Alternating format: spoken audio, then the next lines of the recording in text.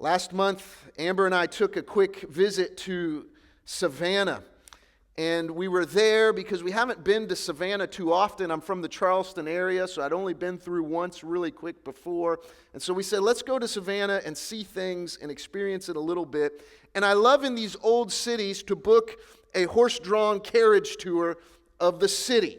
It is a little pricey. I think it was about $40 a person, but it's well worth it because they squeeze so much in that short hour and 15 minutes when you're riding around on the buggy with other tourists.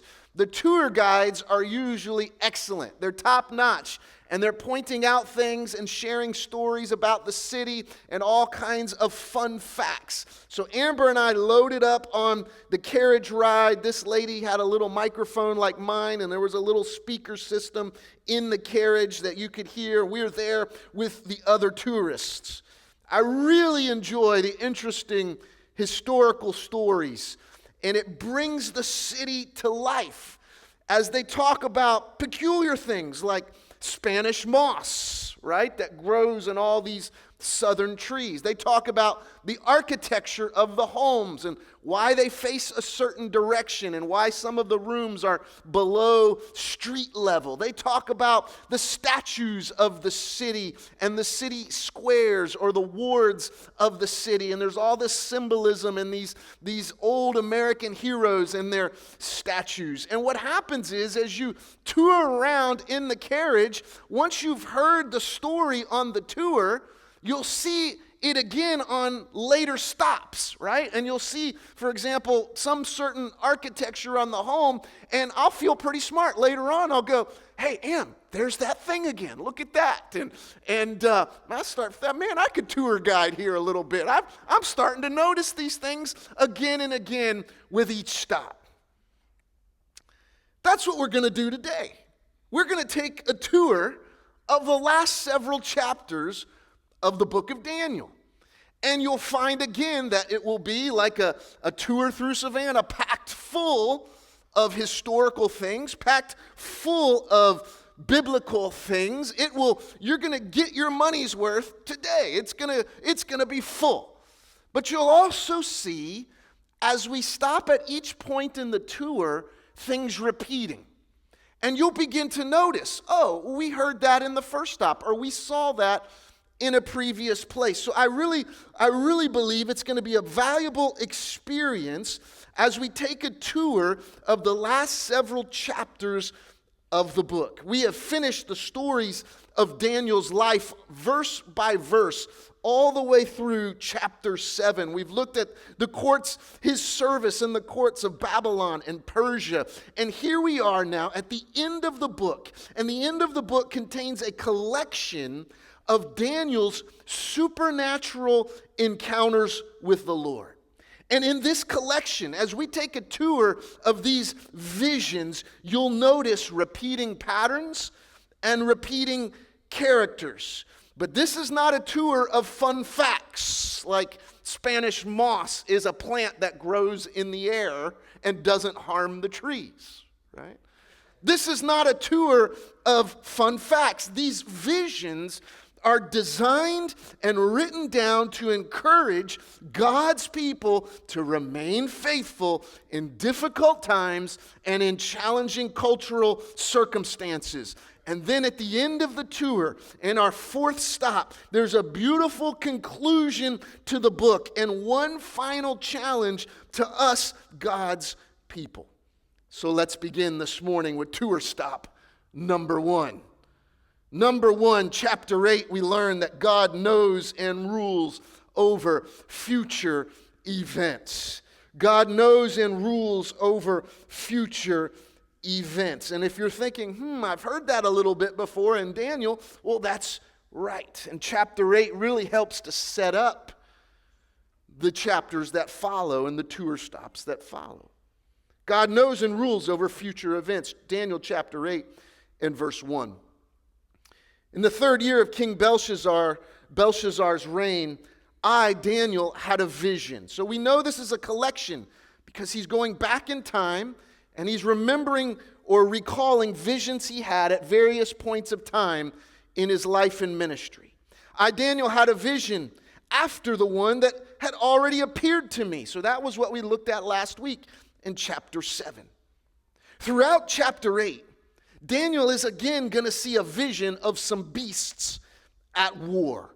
And of course, we've learned already from last week that these beasts symbolize kingdoms, 2 kingdoms at war.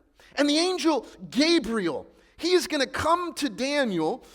Gabriel is one of God's chief messenger angels throughout the scriptures. He's going to come to Daniel to explain Daniel's vision and to interpret it to him. And we learn that these 2 kingdoms, one is symbolized as a ram, and it has 2 horns, and the ram goes to war with this goat, and this goat has only 1 horn, and he defeats the ram.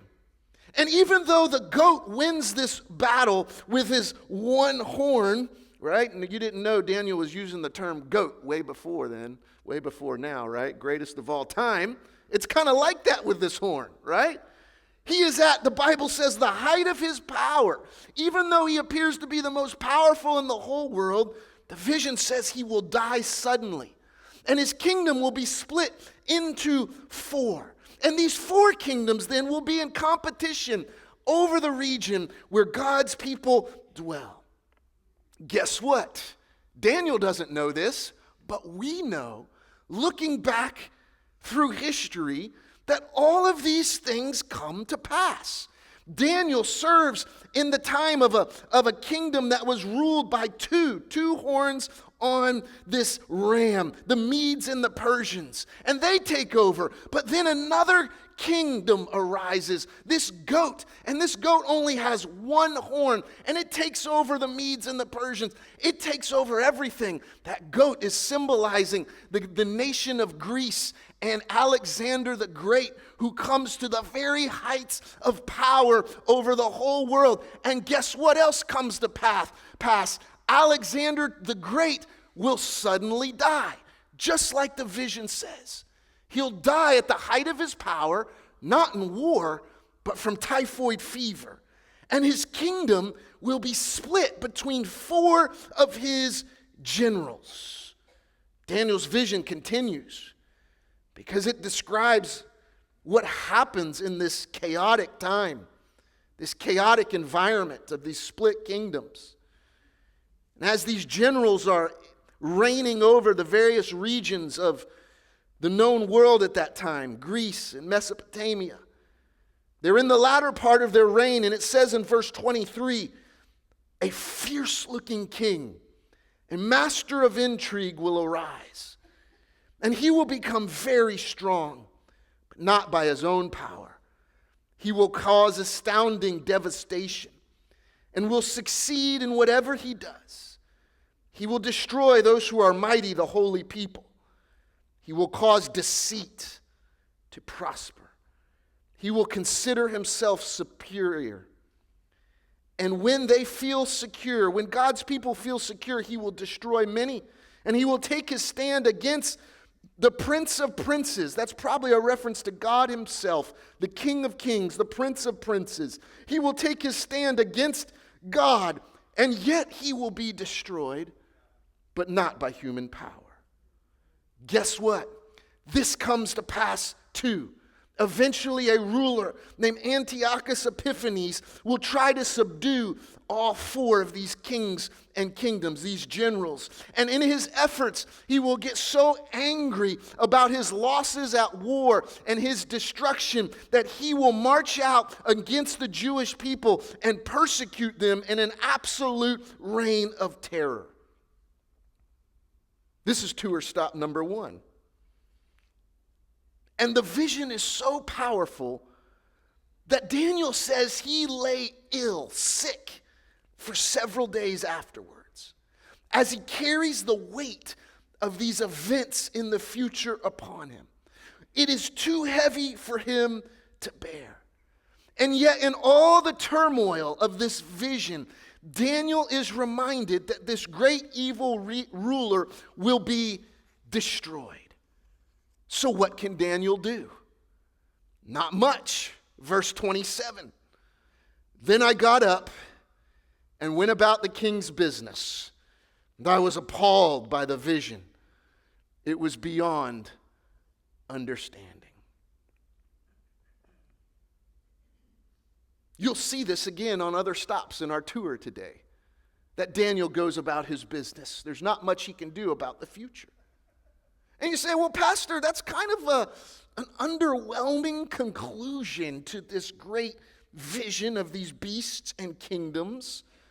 It's so underwhelming, maybe you wonder, why are these things written down for us? What purpose do they serve? Maybe I could illustrate it this way. This past weekend, we were watching the National Dog Show on Thursday. The family was gathered around. We were waiting for football to start, but we got sucked into the American Kennel Club National Dog Show. And in the early rounds, I think it was only round 1 or 2, there was a beautiful black Belgian sheepdog named Soleil. Soleil marched across the screen, lined up with all those dogs in that early round, and my kids predicted. They got into this game of trying to predict who would win each round, which dog was their favorite, and who should win. And for this round, it may have been the only round they got right, they picked that Soleil would win the round. So they were so excited when Soleil actually won the round, because all the dogs look beautiful. Like for us non-judges, like we can't pick, right? But Soleil won. Not only did Soleil win the round, Soleil ended up winning the entire event. She was, or he, I don't know,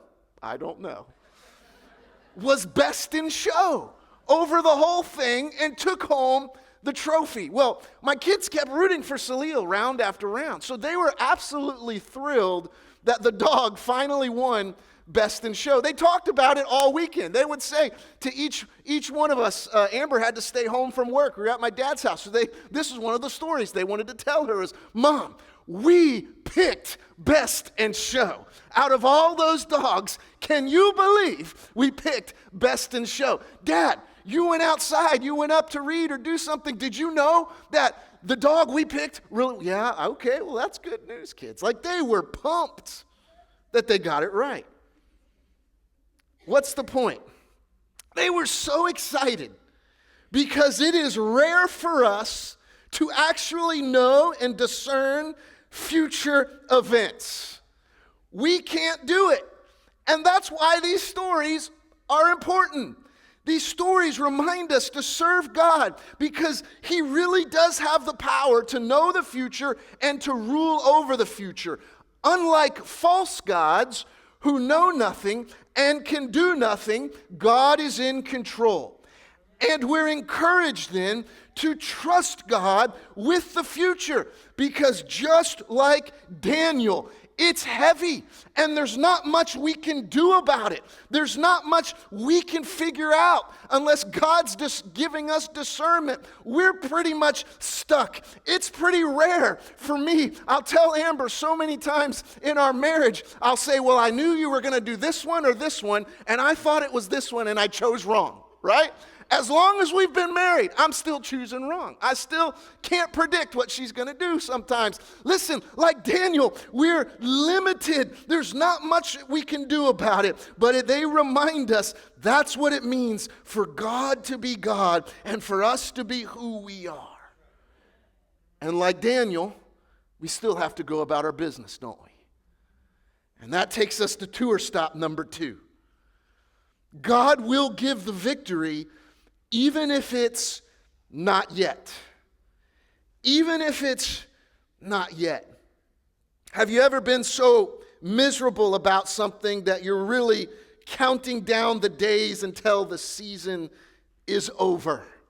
Right? Somebody will say to me over the holidays, I'm just counting down the days until my in-laws leave the house, right? Have you ever had that longing in your heart for an answer to prayer? And you're thinking, Lord, when? That's what Daniel goes through in our next stop on the tour in Daniel chapter 9.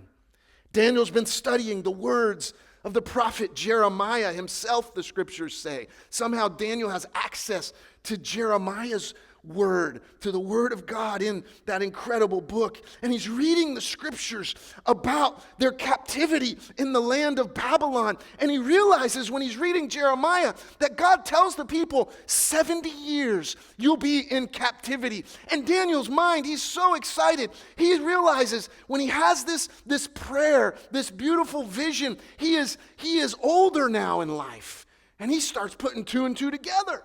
And he starts thinking, man, I've been in Babylon almost 60, 65 years. That means God's victory is coming soon. And so what Daniel does in chapter 9, when he realizes the 70 years is almost up, he starts praying really hard. God, let it come to pass. And he records this beautiful prayer, this intense prayer. He goes into fasting and mourning. He's confessing the sins of his people, and he is asking God to let this come to pass. God, get us out of Babylon. Bring the victory. And he records this beautiful prayer. He recalls God's promises to God. God, you promised you deliver your people. God, you delivered them in the days of Moses. God, you love Jerusalem. You love the temple, and it's in ruins. At the end of this prayer, he concludes in verse 18. Daniel's got a good attitude. He says, we don't make requests because we are righteous, but because of your great mercy. I'll throw that in extra. That's a prayer you can use. Lord, I'm not asking you because of anything I can do, because I'm righteous, but I'm asking you because I know you're a merciful God, right? Verse 19, Lord, listen. Lord, forgive. Lord, hear and act. You can just sense the earnestness and the directness of him trusting in God to bring an end to their troubles. For your sake, my God, look at this prayer. Do not delay, because your city and your people bear your name.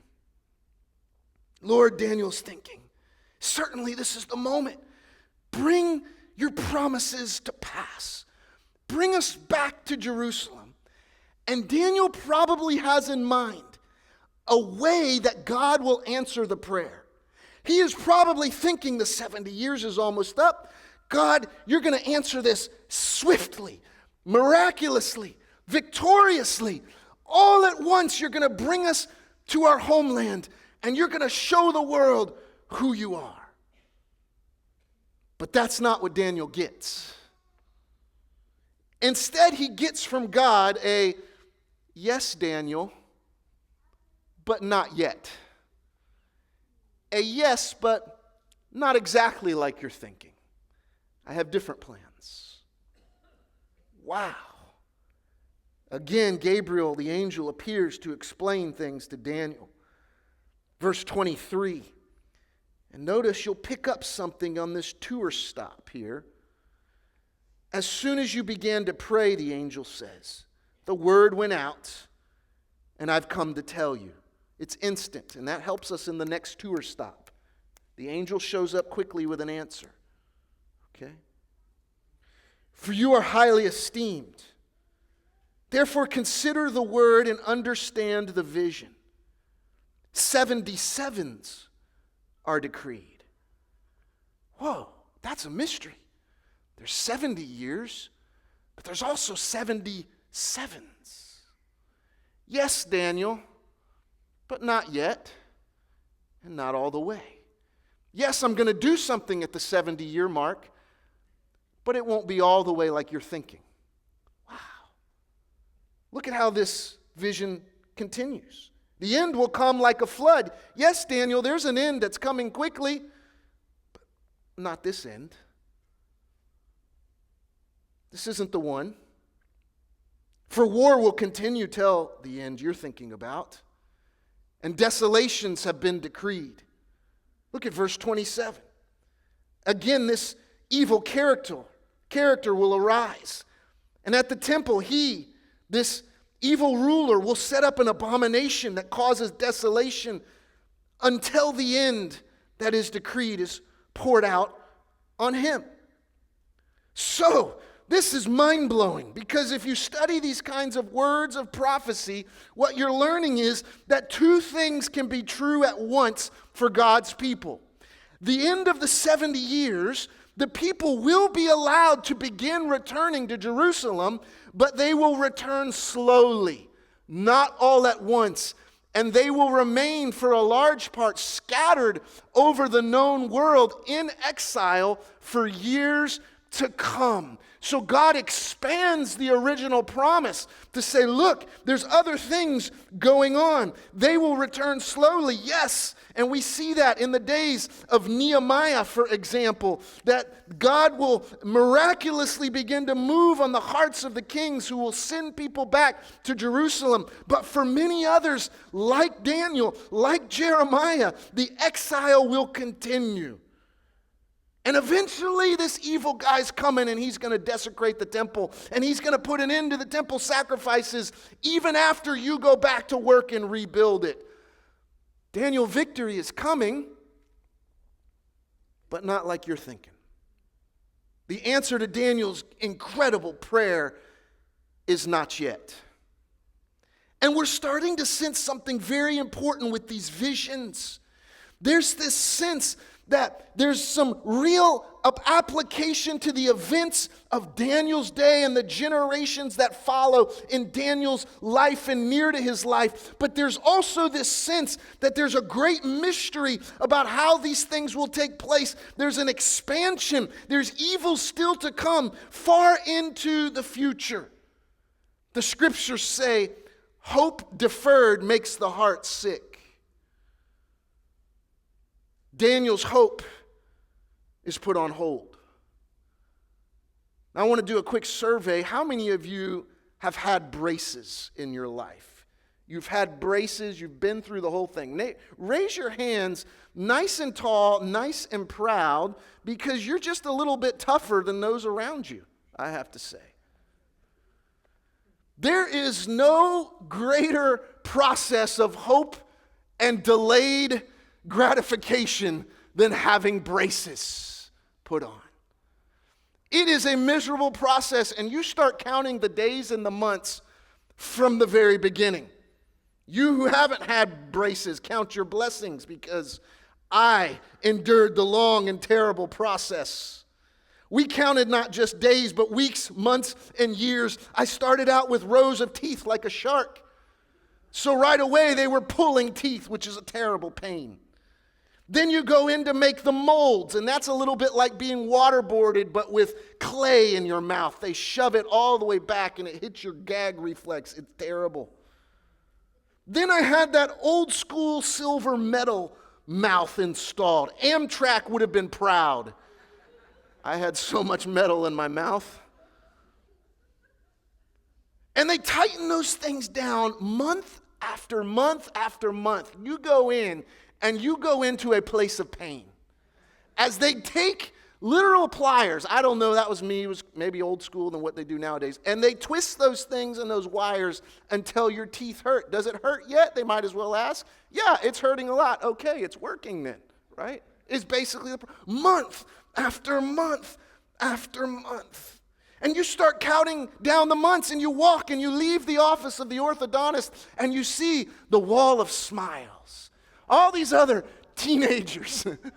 And you think one day my pimply-faced picture will be up there, but nobody will be staring at those pimples because they're going to be looking at my pearly whites. I'll make the wall of smiles, you think.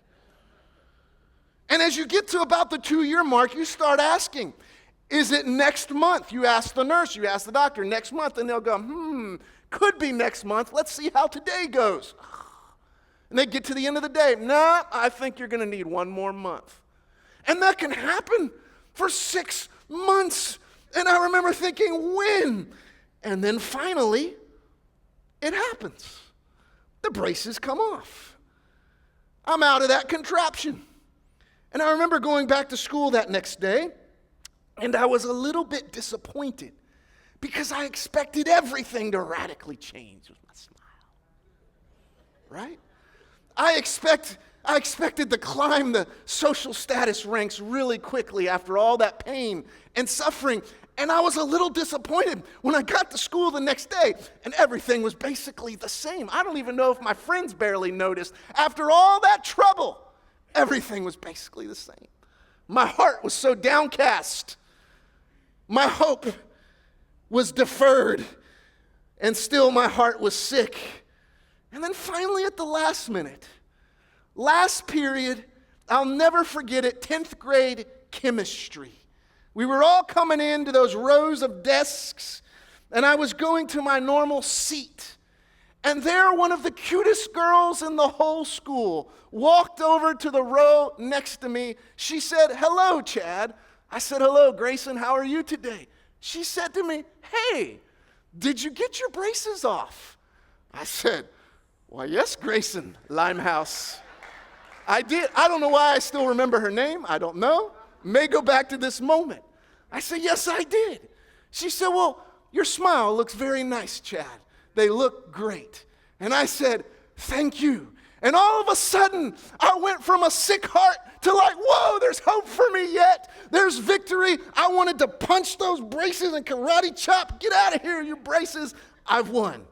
That's how I felt. Finally, it was worth it. What's the lesson? The answer for Daniel, who is longing for the end of his horrible struggles in Babylon. He's longing for the end of the persecution of God's people. He's longing for things to be made right. He's longing for God's ultimate victory. He gets a not yet. And the wars and the desolations might continue. But God does tell him, "Good news, Daniel, there will be an end. Don't worry. Be patient. History's moving forward in my plan and in my timing." And let me encourage you this morning, church, when God says not yet to you about a trial and a test, when God says to you not yet about the desires of your hearts, when God says to you not yet about a prayer you've been praying and it doesn't seem to be coming to pass, and when God says to you, hey, yes, you're moving forward a little bit at a time, and yet it feels like something is different, but it kind of feels like everything is the same. Let me encourage you, hold on to the Lord because the end is coming and He will give final victory over our enemies. And that leads us to number 3. Number 3, the next stop in the tour is that victory, and what does it look like? God will bring His enemies to their end. He will bring evil to its end. He will bring sin and suffering and sickness and death to their end. We move into a tour stop at chapter 10 all the way to 12 because it is the longest vision in the entire book, one of the longest in the entire scriptures. It goes into great and accurate detail. It goes one step further about these wars that are coming between these kingdoms.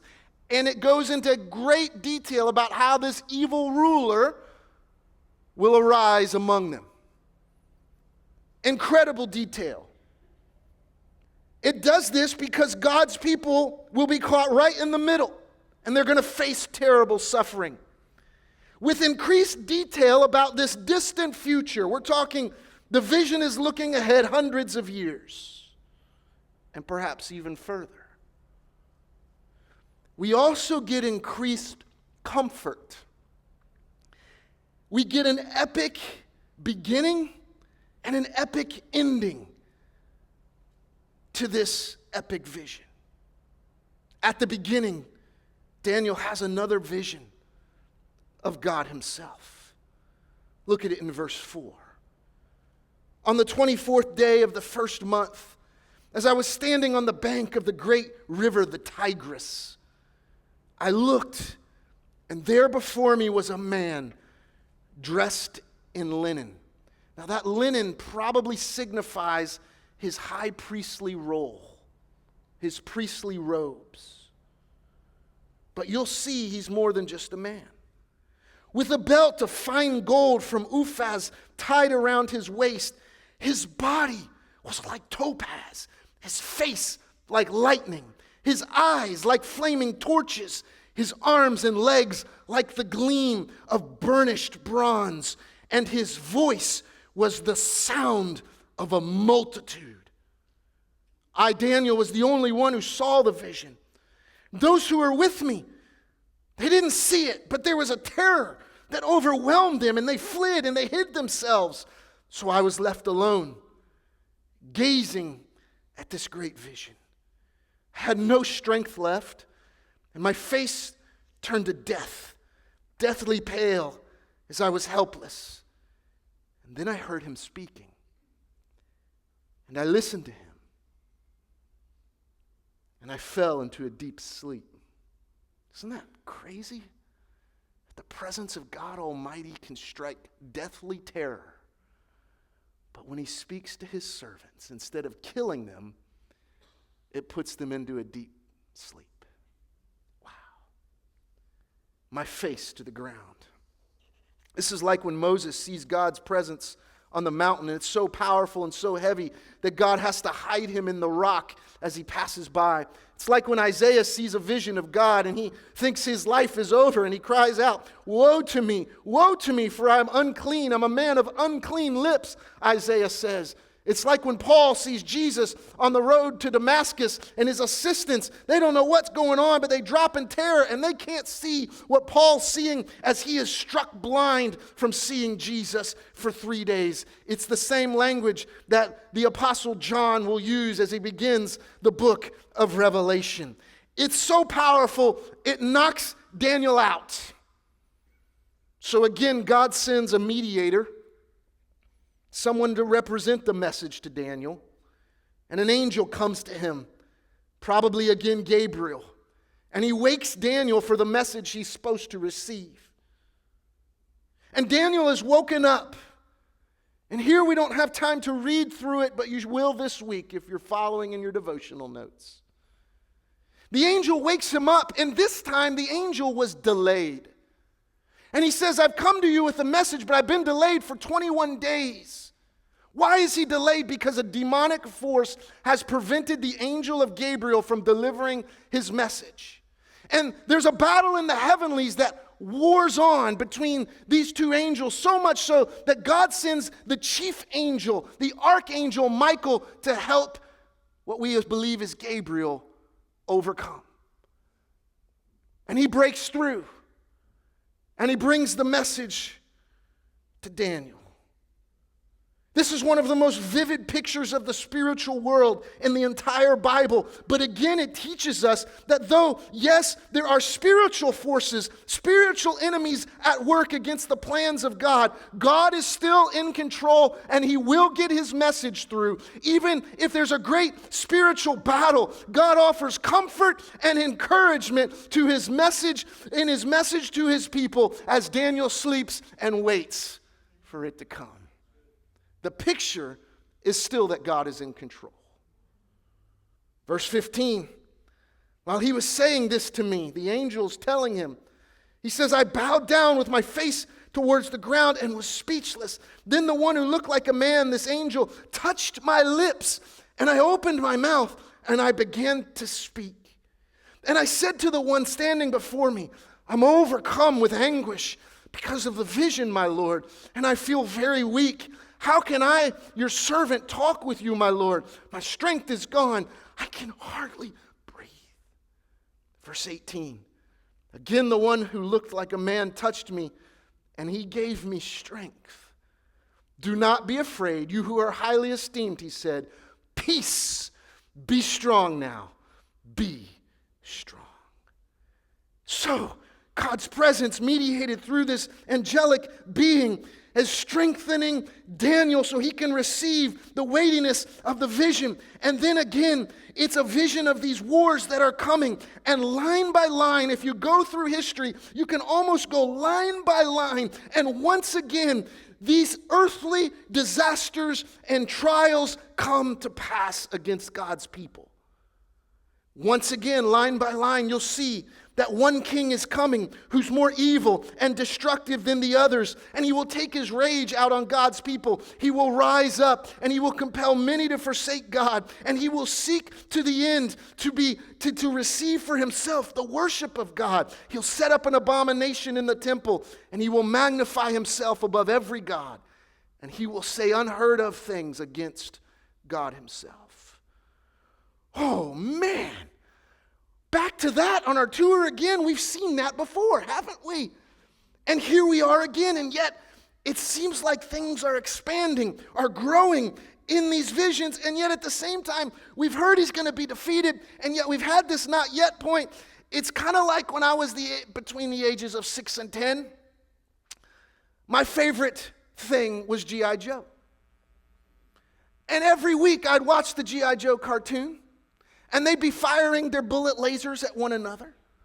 And every week I would play and I would ask for G.I. Joe figurines and tanks and stuff for my birthday, for Christmas is coming around. And as you get older, you start to realize nobody ever really dies in G.I. Joe. There are bullets going everywhere, and the enemy is never really defeated. Cobra Commander never ends, because then they couldn't sell toys to the kids. If he really dies, the show would be over, right? By the time you're about 10, 11, 12, you realize, yeah, this nothing, there's no movement forward in this story. There's a constant battle. And it's a little disappointing. And maybe at this point in our tour today, you're feeling a little bit like 11-year-old Chad did.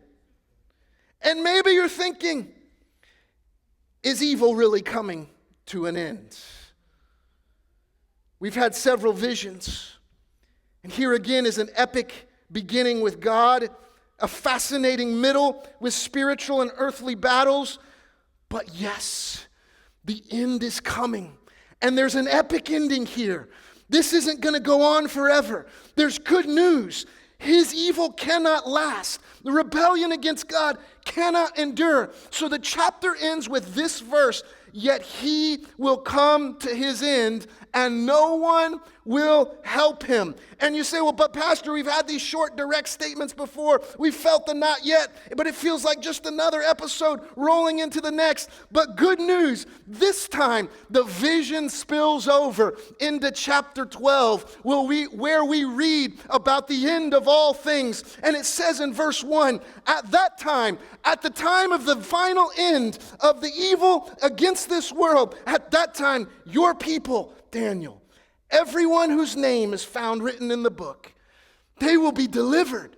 How do we know this is looking far ahead to the final end? Verse 2, because multitudes who sleep in the dust of the earth will awake, some to everlasting life and others to shame and everlasting contempt. Verse 3, Daniel, those who are wise, those who live wisely for the Lord in their day-to-day lives, they will shine like the brightness of the heavens. And those who lead many to righteousness, those who are an example like you, Daniel, of God's righteousness and goodness in the world, they will be like the stars forever and forever.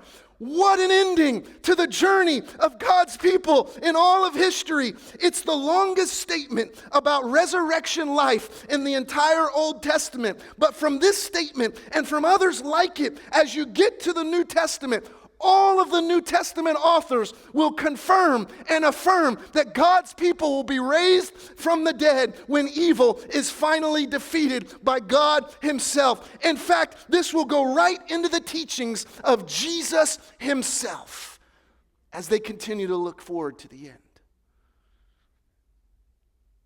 What does it tell us? That God will win. And that no matter what is coming against you, spiritual or earthly, no matter what the future holds, expected or unexpected, no matter what fears you have, burdens you carry, or prayers you pray, God is in control and he will give the victory. So stay strong, serve him, trust in him, live wisely for him. What does that look like in Daniel's life? He's curious, but once again, we get a short, blunt statement from the angels in our last tour stop and the last part of this 11-week series. The angel tells Daniel, go your way, wait to receive your inheritance. The storytelling goes right back into God's presence after the vision ends. And God is there. And God affirms through some symbolic things that he says and does, all things will come to an end as you know it. And the scroll gets sealed up, the vision is ending, and the angel is still there with Daniel. Daniel's mystified, but he's still curious. Verse 8, he says, I heard, but I did not understand. So I asked, my Lord, what will the outcome of all this be? And he replied, go your way, Daniel, because the words are rolled up and sealed until the time of the end. Now I know what you're thinking. The angel might have sung it to him. You can go your own way. Go your own way. All right.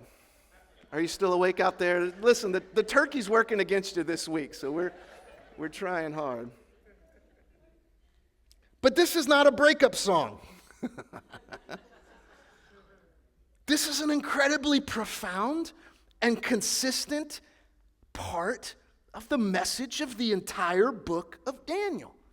And it fits perfectly at the end. You see, we've seen highlights of God's deliverance. We've been up on the mountaintop when God saves them from the fiery furnace, and God saves from the lion's den. We've seen God's revelation in Daniel's life, and an encouragement from God who encourages people, I'll save you, trust me, I'll be with you, I'll go with you. We've seen those high things in this book. But we've also seen this storyline develop about the length of Daniel's life, his longevity, and his faithfulness in changing seasons. And so it's fitting that one more time God releases Daniel back to the place where he's called to live out his days in faithful service. Let's see it again. We know this is the focus of the conclusion because the very last verse of the book says this. As for you, Daniel, go your way till the end. You will rest, and then at the end of days, you will rise to receive your allotted inheritance. This is the message for us too, church. Just as we've seen from the beginning, we can live faithfully where God has called us and sent us. We can live faithfully in difficult times, in toxic cultures. We can serve God above all else, even when we're sent to serve the kingdoms of man. We can serve God faithfully, even as we serve a lost and broken world around us. We've seen this as a pattern in Daniel's life, that we can trust God is in control and faithful, even when we reach the limits of our calling, our ability, our understanding. When we're put to the test, God is with us. And so God would say to you, you would say, what do I do with all of this? God would say to you, serve me, live faithfully for me, and go your way. And keep doing it day after day in the place that I've called you, in the place that I've put you, in the homes that you're in, the business that you're in, the city that you're in. Sometimes those things change. God understands that. But go your way and live for me until you rest and receive resurrection life. Isn't that the story of the good news of Jesus? That we follow and serve him.